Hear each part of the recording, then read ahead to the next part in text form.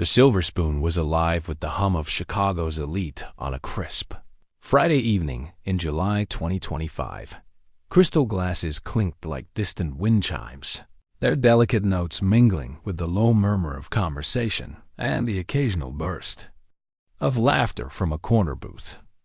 The air carried the rich aroma of seared scallops, truffle risotto, and ambition, the kind that hung thick in the upscale restaurants of downtown Chicago, where deals were struck over $200 bottles of wine. Amid the polished chaos, James Carter moved like a shadow, his tray balanced with practiced ease as he wove between tables. His warm smile a quiet rebellion against the weight pressing on his chest. James was 28, a black man with a bachelor's degree in business administration tucked away in a drawer somewhere in his cramped South Side apartment. For 3 years, he'd worked as a waiter at the Silver Spoon, a job he'd taken out of necessity when the job market spat him out like a bitter seed. The economy of 2025 was a beast. Chicago's skyline gleamed with promise, but beneath the surface, young professionals like James faced a gauntlet of student loan debt, skyrocketing rents, and a job market where AI-driven hiring algorithms favored connections over credentials. He'd applied to dozens of corporate positions, each rejection letter a silent echo of the subtle biases that lingered in boardrooms and HR offices. So here he was, serving $40 entrees to people who barely glanced at him, his dreams deferred. In a city that never stopped moving, James's childhood had been forged in the grit of Chicago's South Side, in a modest brick house where the smell of his mother's cornbread mingled with the sound of his father's work boots hitting the floor at dawn. Robert Carter, a construction worker with calloused hands and a stubborn pride, had taught James the value of showing up, no matter how tough the day. Clara, his mother, a nurse who worked double shifts at a community hospital, instilled in him a deep empathy for others, a gift that made him exceptional at his job, even if it wasn't the one he'd envisioned. They'd raised him to believe that hard work and kindness could carve a path through any storm. But lately, James wondered if that belief was just a relic of a simpler time. Tonight, the restaurant buzzed with its usual weekend crowd: tech entrepreneurs, finance brothers, and influencers snapping photos of their plates for posts that would garner thousands of likes. James navigated the chaos with a dancer's grace, refilling wine glasses, memorizing orders, and offering recommendations with a charm that masked his exhaustion. But beneath his polished exterior, a quiet frustration simmered. He was good at this, too good, maybe, but every shift felt like a reminder of the life he wasn't living. His degree, his ambitions, the late nights studying in college, they all seemed to mock him now, buried under the weight of $50,000 in student loans and a rent check that ate half his paycheck. The Silver Spoon itself was a microcosm of Chicago's contradictions in 2025. The restaurant had recently installed AI-powered ordering kiosks to streamline service, a move that had cut hours for some of James's colleagues and left the rest under constant scrutiny from management. Efficiency is king, his manager, a wiry man named Greg, liked to say, as if human connection were a luxury the restaurant could no longer afford. Outside, the city pulsed with tension. Protests over housing inequality had flared up, and The Loop and news feeds on X buzzed with debates about police reform and climate-driven wildfires that had scorched parts of the Midwest. James scrolled through these posts on his breaks, his thumb hovering over stories of community organizers and activists, wondering if he'd ever find a way to make a difference. As he cleared a table, James caught his reflection in a polished silver tray, a flicker of the man he used to be, full of plans to start his own business, to build something lasting. Now, he felt like he was running in place, trapped in a cycle of long shifts and longer nights, staring at the ceiling of his apartment, wondering where it all went wrong. His parents had noticed the change in him, too. At their last Sunday dinner, Clara had reached across the table, her eyes soft with worry. "You're carrying too much, baby," she'd said. "You gotta find your spark again." Robert, less for words, had just nodded, but his silence spoke volumes. They wanted more for him, but the path wasn't clear, not in a city where opportunity felt like a gated community. James's thoughts were interrupted by a sharp ping from his smartwatch, a reminder to check on table 12. He straightened his tie, tucked the tray under his arm, and headed toward his assigned section, where a new guest had just been seated. Something about the moment felt different, though he couldn't place why. The air seemed to shift, the din of the restaurant, fading for a split second as he approached. A woman sat alone at the table, her wheelchair neatly positioned, her silver-streaked hair catching the soft glow of the chandelier. She was in her mid-50s, with kind eyes that crinkled at the corners and a quiet dignity that made James pause. There was something about her, an unspoken weight, a story waiting to be told. It stirred a curiosity he hadn't felt in years. "Good evening, ma'am," he said, his voice warm and professional, the mask he wore so well.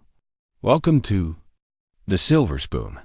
My name's James, and I'll be your server tonight. Can I start you off with something to drink?" The woman looked up, her gaze locking onto his with an intensity that made his breath catch. For a fleeting moment, he thought he saw a flicker of recognition in her eyes, but it vanished so quickly he convinced himself he'd imagined it. "Hello, James," she said, her voice soft but clear, like a melody carried on the wind. I love a glass of white wine, please, whatever you recommend." James nodded, jotting down the order, but he couldn't shake the feeling that this encounter was more than it seemed. As he turned to fetch the wine, a chill ran down his spine, as if the universe were whispering that tonight everything would change. James Carter moved through the Silver Spoon with the rhythm of a man who'd mastered the art of invisibility. The restaurant's Friday night chaos was in full swing, waitstaff darting between tables, the clatter of cutlery, the low hum of Chicago's elite savoring their $50 entrees. The air was thick with the scent of roasted garlic and ambition, but James's mind was elsewhere, caught in the strange pull of the woman seated at table 12. Her silver-streaked hair glinted under the chandelier's glow, and her quiet composure stood out against the frenetic energy of the dining room. Something about her made his pulse quicken, though he couldn't say why. He approached her table, a crisp glass of Sauvignon Blanc balanced on his tray. "Here's your wine, ma'am," he said, setting it down with a practiced smile. "Have you had a chance to look at the menu, or would you like a few more minutes?" The woman looked up, her eyes locking onto his with an intensity that felt like a physical touch. "I'm ready, James," she said, her voice soft but steady, like a stream cutting through stone. "I'll have the pan-seared scallops, please. But before you go, would you mind joining me for a moment? I have something I'd like to discuss." James froze, his pen hovering over his notepad. It wasn't just a request unusual in a place where servers were expected to be seen and not heard, but the way she said his name, as if it carried a weight he didn't understand. He glanced around the dining room. His other tables were settled for now, their orders in, their glasses full. Greg, his manager, was busy schmoozing a VIP in the corner. "Of course, ma'am," James said, pulling out a chair and sitting across from her, his curiosity outweighing protocol. "What's on your mind?" The woman leaned forward slightly, her hands resting on the tablecloth, her fingers tracing its intricate pattern. "My name is Evelyn Thompson," she began, her eyes never leaving his. "And I want to thank you, James, not just for your service tonight, but for something you did a long time ago, something you probably don't even remember." James's brow furrowed, a ripple of confusion breaking through his calm. "I'm sorry, ma'am, but I don't follow. Have we met before?" Evelyn shook her head, a sad smile tugging at her lips. "No, we haven't met, But 5 years ago, you changed my life. Or rather, you changed my daughter's life." She reached into her purse, her movements deliberate, and pulled out a folded piece of paper. She smoothed it out on the table, revealing a yellowed newspaper clipping. The headline, bold and faded, read, "Local hero saves woman from burning car." Below it was a grainy photograph of a younger James, his face smudged with soot, his eyes wide with adrenaline as he helped. Paramedics load a stretcher into an ambulance, James's breath caught in his throat. The memory hit him like a wave, dragging him back to that night in 2020. He'd been 23, walking home from a late-night study session at the university library, his backpack heavy with textbooks and dreams of a corporate career.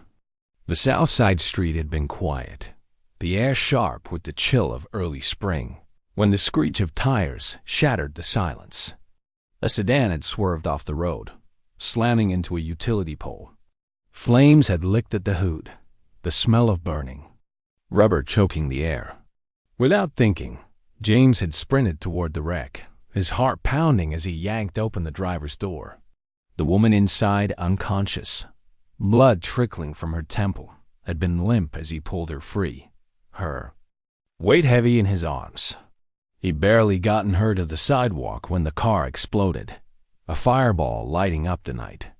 Paramedics had arrived moments later, and James, shaking and covered in ash, had given his statement to the police before stumbling home, trying to erase the terror from his mind.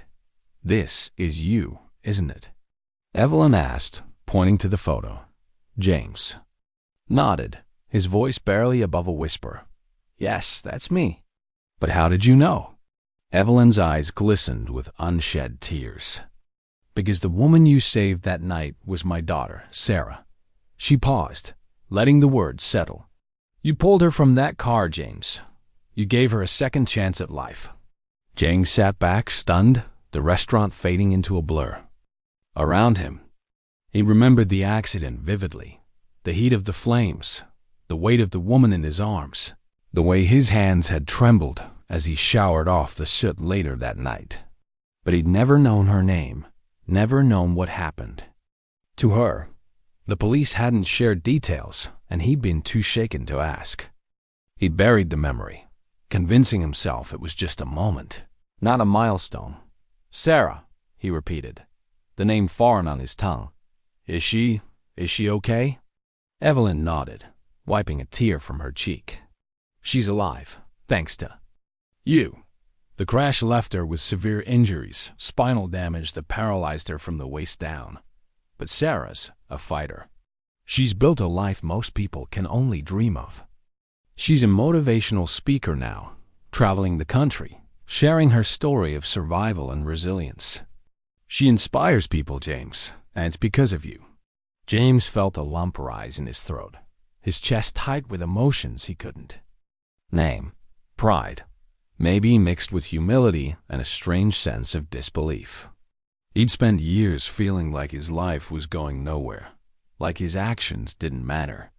Yet here was Evelyn, telling him that a single moment of courage had changed everything for her family. "I don't know what to say," he admitted, his voice thick. "I'm just glad I was there to help." "You did more than help," Evelyn said, reaching across the table to grasp his hand. Her touch was warm, grounding. "You gave my daughter a future. You changed our entire family's trajectory." She paused, her eyes searching his.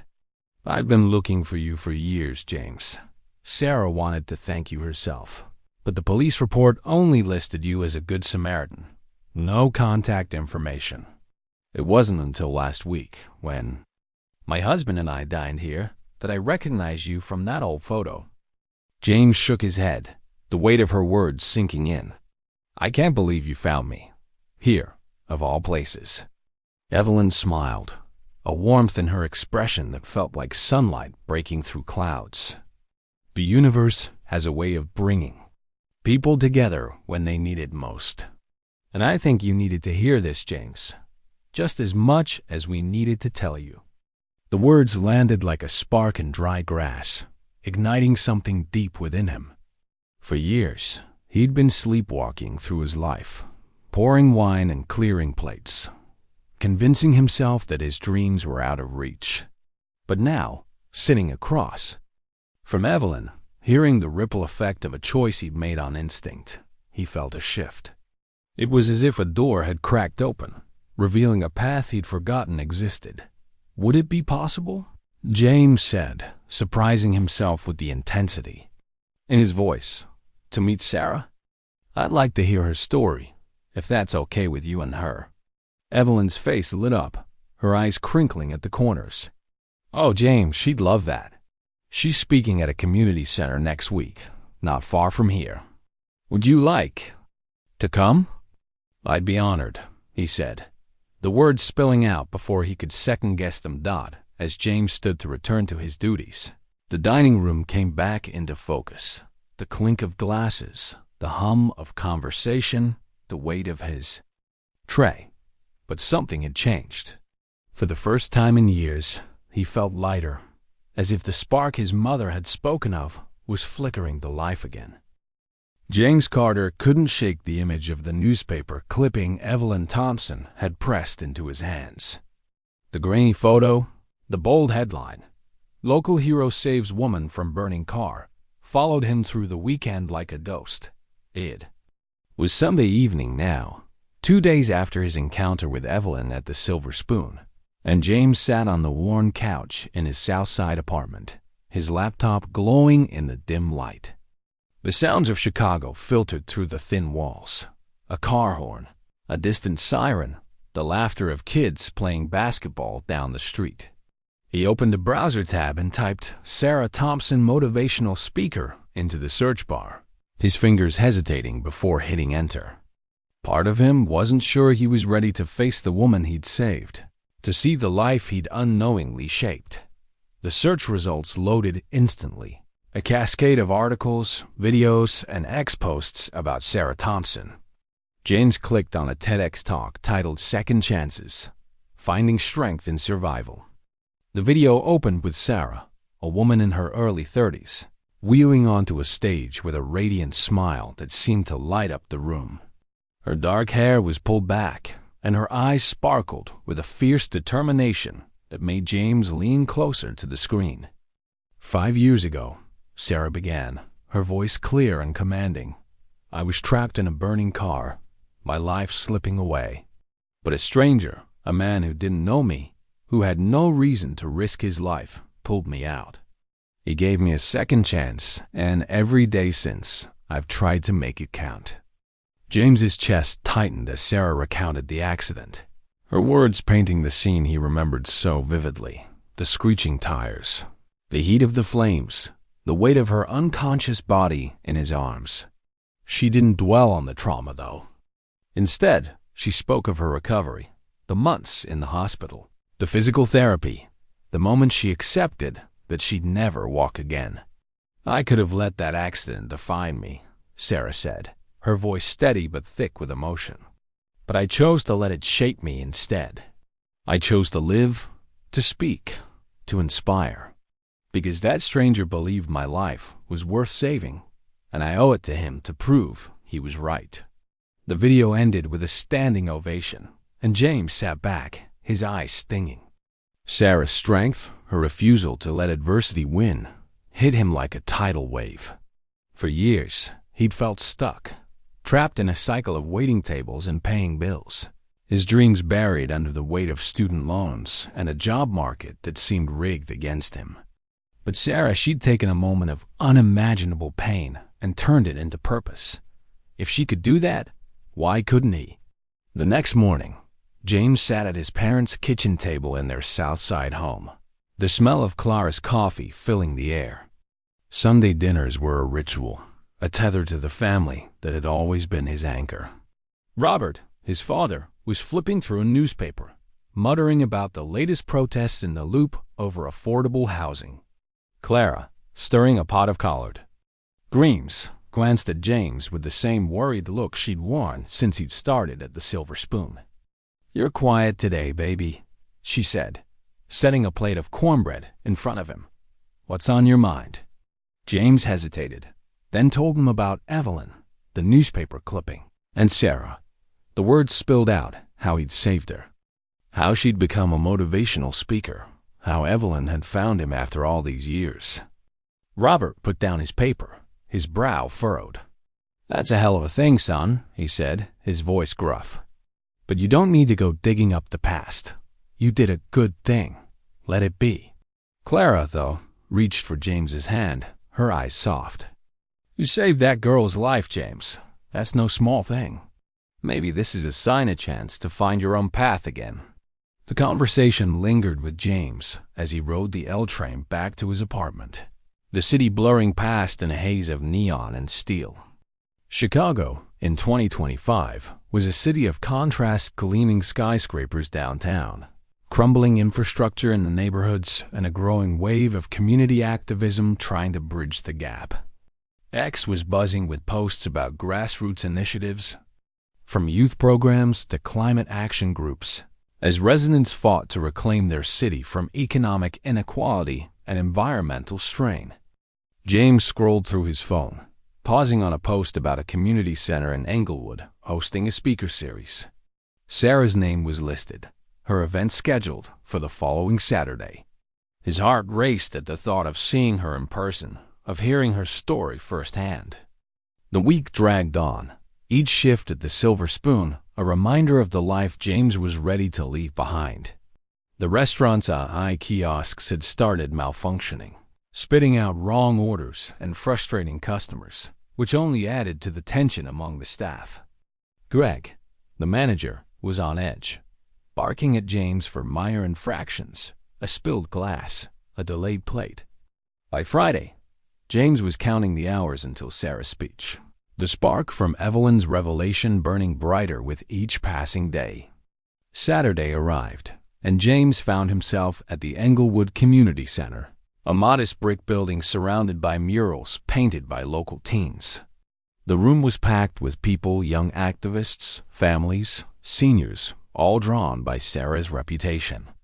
James took a seat near the back, his palms sweaty as he scanned the crowd. Evelyn was there, seated near the front, her silver hair catching the light. When Sarah wheeled onto the stage, the room fell silent, her presence commanding attention. She wore a bright blue blazer, her smile as radiant as it had been in the video, but there was a vulnerability in her eyes that made James's throat tighten. Sarah's speech was electrifying. She spoke of the accident, of waking up in the hospital to a body that no longer worked the way it once did. She shared the dark days, the anger, the grief, but also the moments of light. The nurse who stayed late to read to her, the friend who pushed her to try adaptive sports, the stranger who'd risked everything to pull her from the flames. "I call him my guardian angel," Sarah said, her voice breaking slightly. "I never knew his name, but he gave me a second chance, and every time I speak, I'm honoring that gift." The audience erupted in applause, and James felt tears prick his eyes. He'd never thought of himself as anyone's angel, just a guy who'd done what felt right in a moment of chaos. But hearing Sarah's words, seeing the faces in the crowd moved by her story, he felt a shift deep within him. Her resilience was a mirror, reflecting the potential he buried under years of doubt and complacency. After the speech, Evelyn spotted James and waved him over. "You came," she said, her smile warm as she guided him to Sarah, who was surrounded by well-wishers. Sarah's eyes lit up when she saw him, and she reached for his hands, her grip strong despite her slender frame. "James," she said, her voice thick with emotion, "thank you. You gave me a second chance at life, and I've been trying to make it count ever since." James swallowed hard, the weight of her gratitude overwhelming.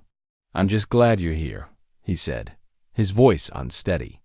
"Your story, it's incredible." They talked for nearly an hour, Sarah sharing snippets of her journey, her work with disability advocacy groups, her travels, her mission to inspire others. James listened, captivated, feeling the spark inside him grow into a flame. As he left the community center, the Chicago skyline glowing against the dusk, he made a decision.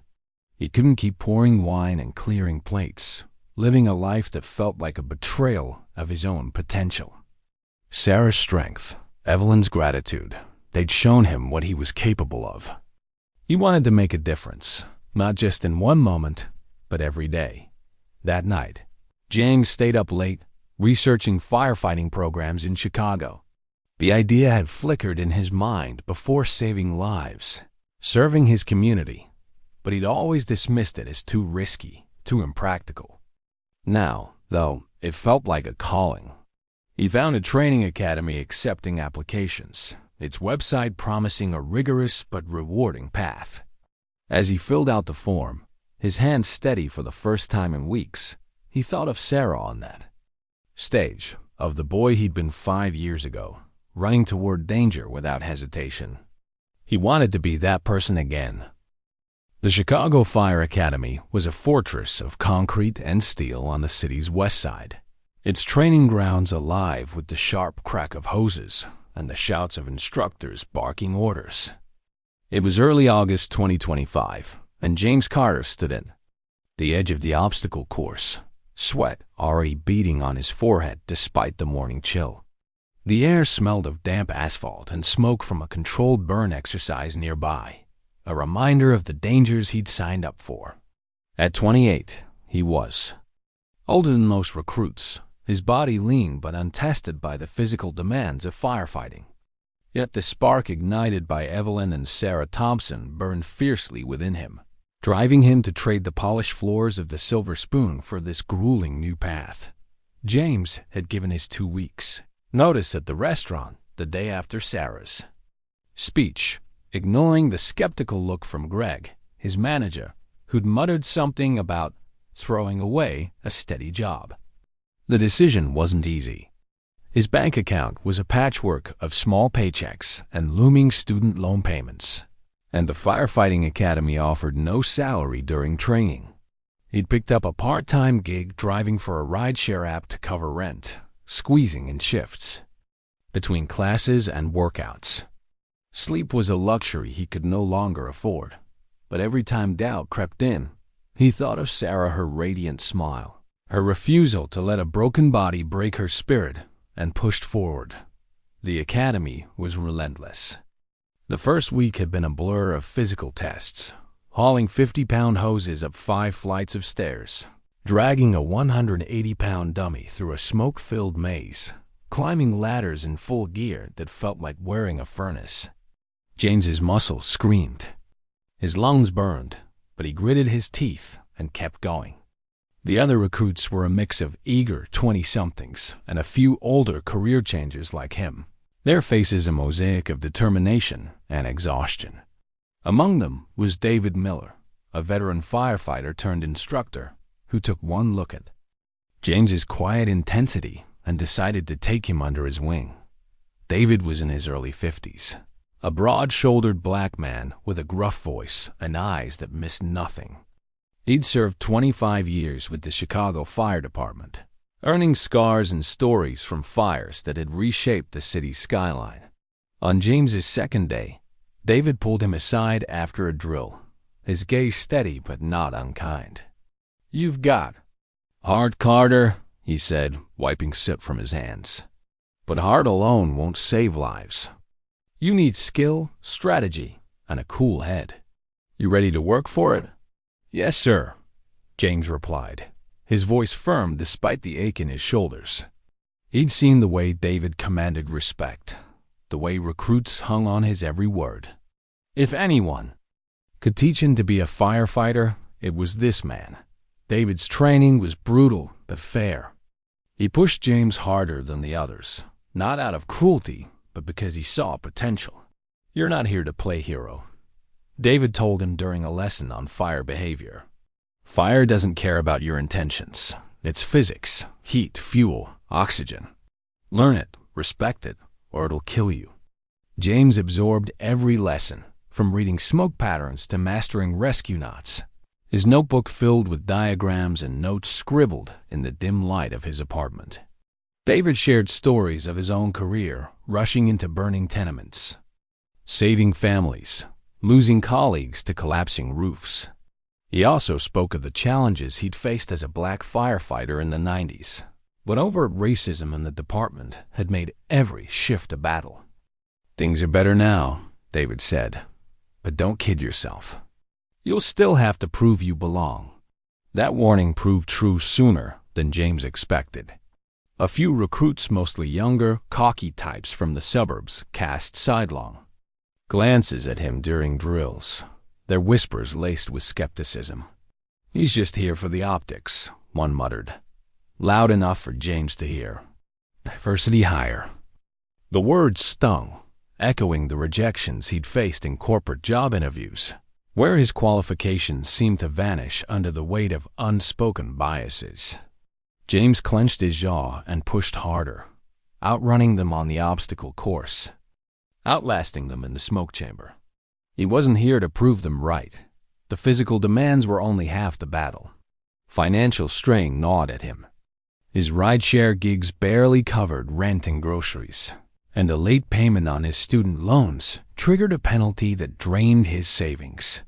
He'd moved to instant noodles and coffee to cut costs, his body running on fumes. At night, he'd collapse. On his couch, the glow of his laptop showing job listings he no longer opened. The dream of a corner office felt like another lifetime, replaced by a new vision, pulling someone from a burning building, making a difference the way he had for. Sarah's family wasn't convinced. At their next Sunday dinner, Clara's eyes brimmed with worry as she passed him a plate of fried chicken. "Firefighting, James? It's dangerous. You've seen the news, those wildfires out west, the heat waves here. Why put yourself in harm's way?" Robert, usually stoic, added, "You've got a degree, son. You could still find something stable, something safe." James understood their fear. Chicago, in 2025, was grappling with climate-driven crises. Record-breaking heat waves had sparked urban fires, straining the city's resources. News feeds on X were filled with reports of overstretched fire departments and budget cuts that left stations understaffed.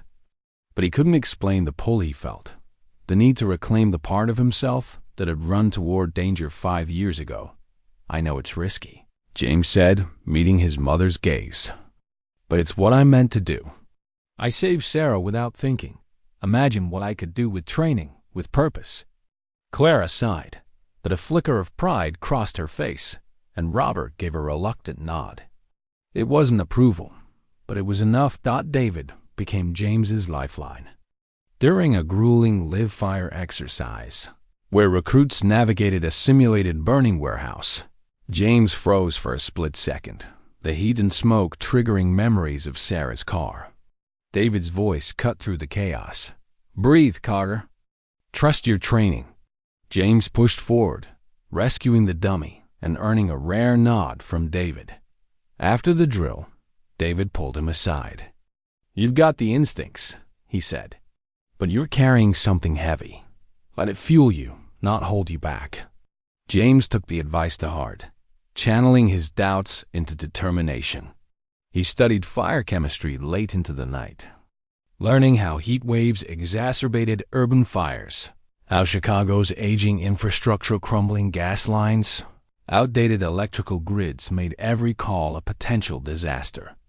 The city had seen a spike in fires that summer, with ex-post warning of climate fires fueled by dry conditions and neglected buildings in low-income neighborhoods. James began to see firefighting not just as a job, but as a way to protect his community, to stand against the forces threatening places like the South Side. Still, the challenges piled up. One night, after a 12-hour training day, James's car broke down on his way to a rideshare shift, costing him a day's wages to toll. He sat in his apartment, staring at a stack of bills, wondering if he'd made a mistake. Then his phone buzzed with a message from Evelyn. Sarah speaking again next week. She'd love to see you there. The words were a lifeline, pulling him back to the moment he'd decided to change his life. He wasn't just doing this for himself, he was doing it for Sarah, For the people he could still save dog by the end of the month. James was stronger, sharper, his body adapting to the Academy's demands. David noticed, clapping him on the shoulder. After a flawless ladder drill. "You're starting to look like a firefighter, Carter," he said, a rare smile breaking through his gruff exterior. James felt a surge of pride, but he knew the real test was still ahead. The final exam that would determine if he could join the ranks of Chicago's bravest. As he left the Academy that day, the city skyline smoldering under a heatwave sunset, he felt the weight of his choice and the fire within him burning brighter than ever. The Englewood Community Center was a beacon in a neighborhood scarred by years of neglect. Its brick walls, covered in vibrant murals painted by local teens, stood defiant against the crumbling storefronts and potholed streets of Chicago's South Side. In September 2025, James Carter stepped through the center's doors on a Saturday morning, the air inside humming with the energy of kids playing basketball in the gym and volunteers organizing a food drive. He'd started volunteering here after Sarah's speech, drawn by the chance to give back to the community that had raised him. The center was a hub for activism in a city grappling with inequality, where ex-post buzzed with calls for better schools, safer streets, and resilience against the heat waves that had turned Chicago into a tinderbox. For James, it was a place to channel the fire within him, a fire stoked by Evelyn's gratitude, Sarah's strength, and David's mentorship.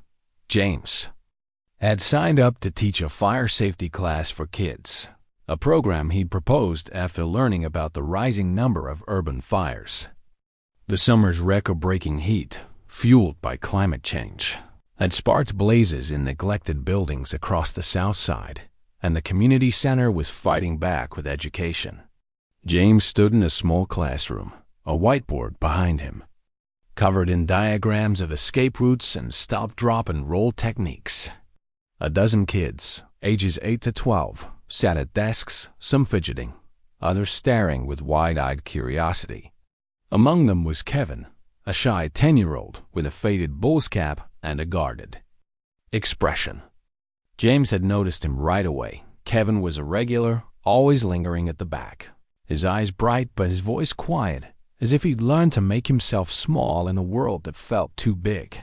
"All right, everybody," James began, his voice steady but warm, the same tone he'd used to charm diners at the Silver Spoon.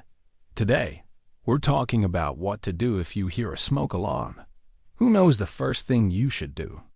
A few hands shot up, but Kevin stayed down, his gaze fixed on the floor. James made a mental note to check in with him later. The class was a hit. James shared tips from his firefighting training, how to check doors for heat, how to crawl low under smoke, making the lessons engaging with stories from the Academy. The kids laughed when he mimicked David's gruff commands, and they gasped when he described the heat of a live fire drill. But it was Kevin who caught his attention most. During a break, James knelt beside the boy's desk, where Kevin was, doodling a fire truck in his notebook. "That's a pretty good drawing," James said, pointing to the sketch. "You ever think about being a firefighter?" Kevin shrugged, his eyes flicking up briefly. "Maybe, but it's hard, right? You gotta be strong and stuff." "You do," James said, smiling.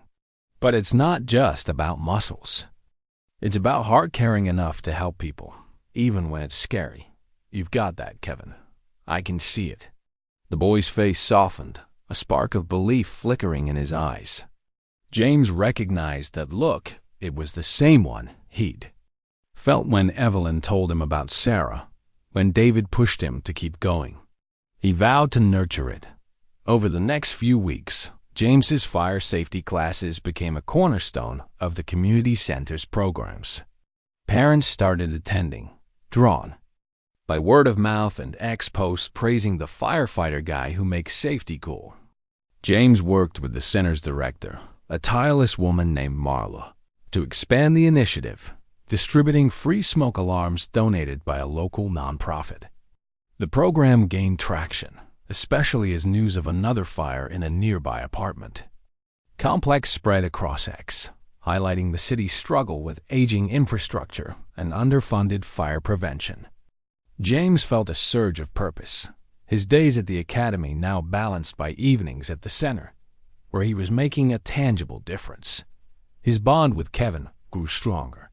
The boy started opening up, sharing bits of his life, a single mom working 2 jobs, a neighborhood where gunshots weren't uncommon, a school where teachers were stretched thin. James saw himself in Kevin, the kid from the South Side who'd once dreamed big, but felt the world pushing back. One afternoon, during a class on fire extinguishers, Kevin hesitated when James asked him to demonstrate the pass technique: pull, aim, squeeze, sweep. The other kids giggled, and Kevin's shoulders slumped. James stepped in, guiding Kevin's hands with the extinguisher. "You got this," he whispered. "Show him what you're made of." Kevin nailed the demo, earning cheers and 4. The first time, James saw him smile a small victory, the one that felt as big as pulling Sarah from that burning car. James's connection with Sarah and Evelyn deepened too. He attended another of Sarah's speeches, this time at a downtown library hosting a disability advocacy event. Sarah had started incorporating James's story into her talks, calling him the stranger who changed everything. Her words hit hard, drawing applause from the crowd and a lump to James's throat. After the event, they grabbed coffee at a nearby cafe, the city's skyline glowing through the window.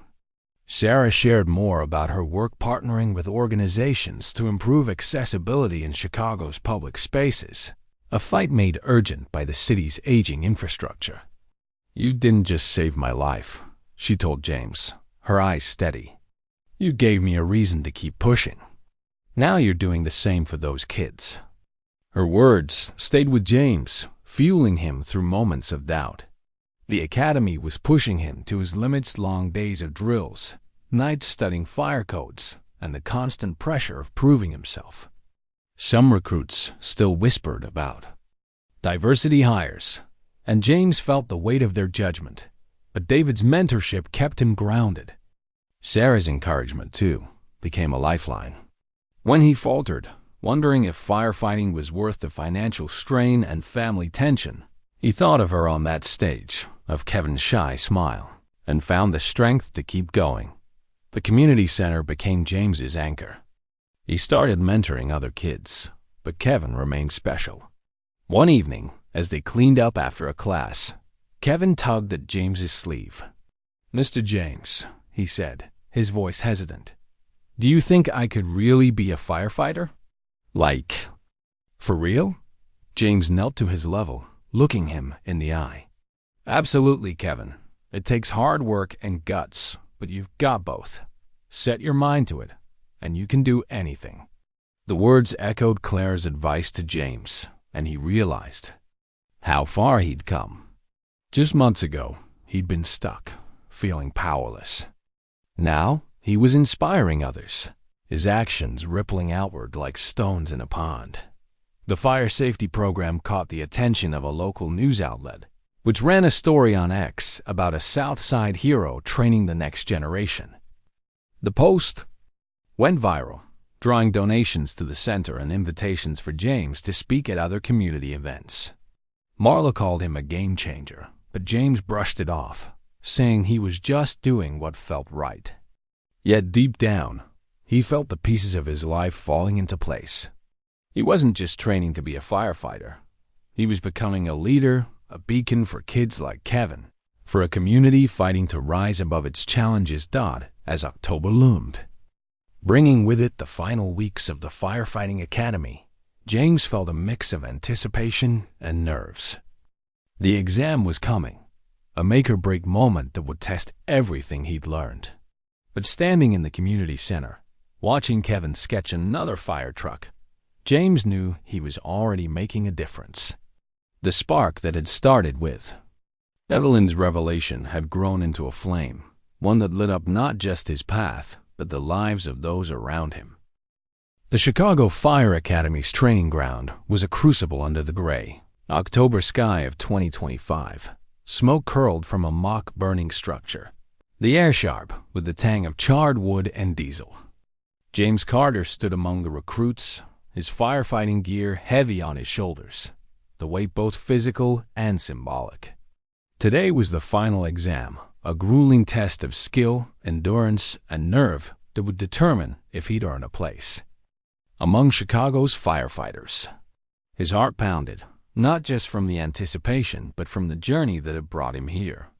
Evelyn's gratitude, Sarah's resilience, David's mentorship, Kevin's shy smile.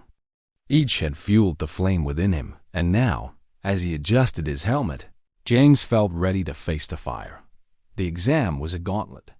The first task was a timed rescue drill. Navigate a smoke-filled building, locate a victim, a 180-pound dummy, and drag it to safety. James's training with David kicked in: move low, check doors for heat, trust your instincts. The smoke was thick, stinging his eyes through the mask, but he pushed forward, his mind flashing to the night he'd pulled Sarah from the burning car. That instinct, raw and unpolished, had saved a life. Now, honed by months of drills, it guided him through the maze. He found the dummy, hoisted it over his shoulder, and staggered to the exit, his lungs burning but his resolve unbroken. The stopwatch clicked. He'd beaten the cutoff by seconds. Next came the ladder climb, a test of strength and balance. James scaled the 50-foot ladder in full gear, the city skyline blurring below as a heat-wave-fueled wind whipped around him. Chicago, in 2025, was a city under strain. Climate-driven fires had stretched the fire department thin, and ex-posts warned of budget cuts threatening new hires. James knew passing this exam wasn't just about him. It was about protecting neighborhoods like the South Side, where families like Kevin's relied on first responders. He reached the top, his hands steady, and descended with a precision that drew a nod from David. Watching from below. The final task was a live-fire exercise, the closest simulation to the real thing. James teamed with 2 other recruits to extinguish a controlled blaze in a mock apartment.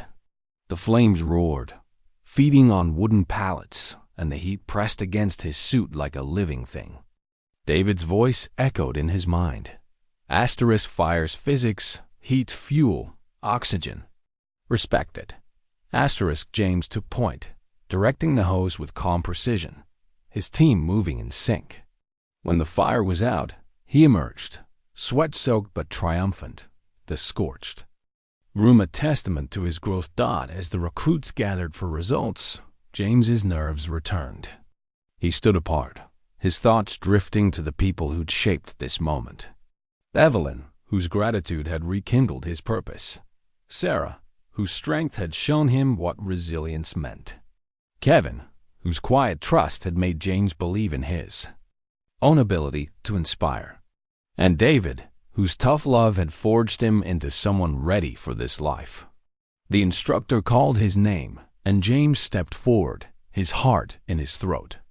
The results weren't announced publicly. Recruits would receive letters in a week, but David pulled him aside, his gruff face softening. You did good, Carter. Whatever the letter says, you've got what it takes. That night, James returned to the Englewood Community Center, where a small crowd had gathered for a fire safety workshop. Kevin was there, his bull's cap tilted back, sketching a fire truck on a flyer. James knelt beside him, ruffling his hair. You keep practicing, Kev. You'll be out there saving lives one day. Kevin grinned, a spark in his eyes that mirrored James's own. Sarah and Evelyn arrived later, Sarah wheeling up to congratulate him on finishing the exam. You're not just my guardian angel anymore, she said, her smile warm. You're Chicago's. As James walked home, the city's skyline glowed against the dusk, a mix of hope and struggle. He didn't know if he'd passed the exam, but for the first time in years, he felt whole. He'd run toward danger once on instinct. Now, he was choosing it with purpose. The south side streets hummed with live kids playing, neighbors chatting, a community fighting to rise. James knew his journey was just beginning, a ripple of kindness spreading outward, touching lives he couldn't yet see. James Carter's journey is a testament to the power of a single act of kindness. 5 years ago, he saved Sarah's life. Without knowing her name, a moment that seemed fleeting but created ripples that transformed lives. His courage inspired Sarah to become a voice for resilience, and her gratitude awakened James's own sense of purpose. Through Kevin, he saw the potential to shape the next generation. And through David, he learned that strength comes from skill and heart combined. In a 2025 Chicago marked by economic inequality, climate crises, and social tensions, James's story reminds us that empathy and action can bridge divides. His transformation from a waiter trapped by circumstance to a firefighter and community leader shows that purpose isn't found in grand gestures, but in the quiet choice to show up, to care, to keep going. We all have the power to create ripples, to change lives, even when we don't see the full impact. If James's story moved you, join us at Legacy Stories on X for more tales of courage, connection, and transformation. Subscribe to our channel to never miss a narrative that could spark your own journey of change. Let's keep the flame of kindness burning.